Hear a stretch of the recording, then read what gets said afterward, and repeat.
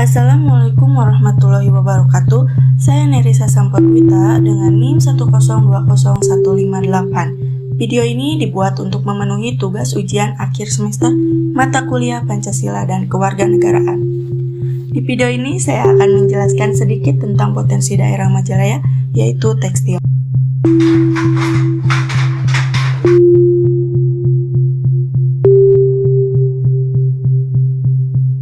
Majalaya merupakan salah satu kecamatan yang berada di Kabupaten Bandung. Majalaya merupakan cikal bakal industri tekstil modern di Indonesia, di mana pada masa jayanya Majalaya disebut sebagai kota dolar.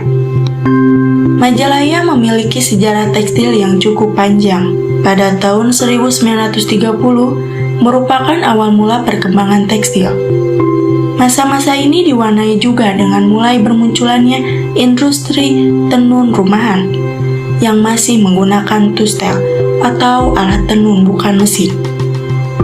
Salah satu hasil produksinya yaitu sarung, yang saat itu produk kain sarung buatan Majalaya sangat diminati oleh konsumen dari seluruh Indonesia.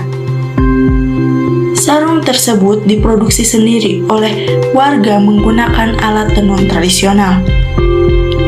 Ciri-ciri sarung Majalaya sangat mudah dikenali. Motifnya monoton kotak-kotak atau perpaduan lurik horizontal vertikal.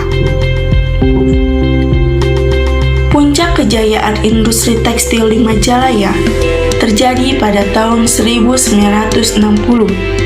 di mana Majalaya mampu memproduksi 40% dari total produksi kain di Indonesia. Saat krisis ekonomi mengguncang Indonesia pada tahun 1998, hampir separuh usaha tekstil di Majalaya kolaps. Sebelum krisis ekonomi mengguncang, terdapat 250 pabrik yang beroperasi. Setelah krisis ekonomi, hanya terdapat 130 pabrik. Semenjak teknologi berkembang, mesin pun mulai masuk ke Majalaya dan mulai masuknya produk Cina dengan harga murah, satu persatu pengrajin kain berguguran. Dan saat ini hanya tercatat kurang lebih 56 pabrik dan pengrajin yang masih beroperasi. Kini mesin-mesin tustel pun semakin jarang terlihat. Hanya ada beberapa pengrajin yang masih bertahan menggunakan mesin-mesin tustel. Pandemi COVID-19 yang terjadi sejak awal 2020 juga memperparah kondisi tekstil di Majalaya. Banyak IKM tekstil di Majalaya hampir gulung tikar karena tidak mampu bertahan.